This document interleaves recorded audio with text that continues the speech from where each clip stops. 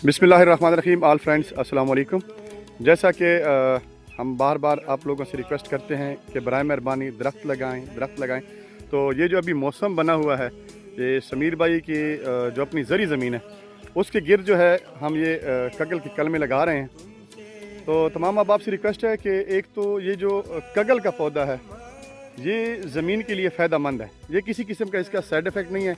और अभी जो माहौल बना हुआ है माशाल्लाह बरसात का, उस हवाले से भी ये बहुत बेहतरीन है। आजकल के जो दिन हैं, शजरकारी का वैसे ही मौसम चल रहा है। तो समीर भाई, आप क्या कहेंगे इस बारे में? जी शुक्रिया वसीफ भाई। जैसा कि वसीफ भाई ने भी बताया कि मौसम यानी शजरकारी का मौसम है, बारिश का सीज़न भी चल रहा है। तो ये जो कगल का पौधा है इनके लिए ये बेहतरीन मौसम है। ये कगल का पौधा जैसे टीचर उस्मान साहब सरायदार भी कहते हैं, इनका नेम एक लक़ब दिया गया है इस पौधे को। ये कैसा पौधा है, एक तो इनकी ग्रोथ बहुत जल्द होती है, और दूसरा ये है कि इसे माल मवेशी नहीं खाते, और ये सख्त जाँ पौधा है, हर किस्म की गर्मी और सर्दी को बर्दाश्त करने वाला है। तो एक तो ये फ्री ऑफ कॉस्ट भी मिल रहा है हमारे इलाके में माशाल्लाह, हर जगह पे ये अवेल है।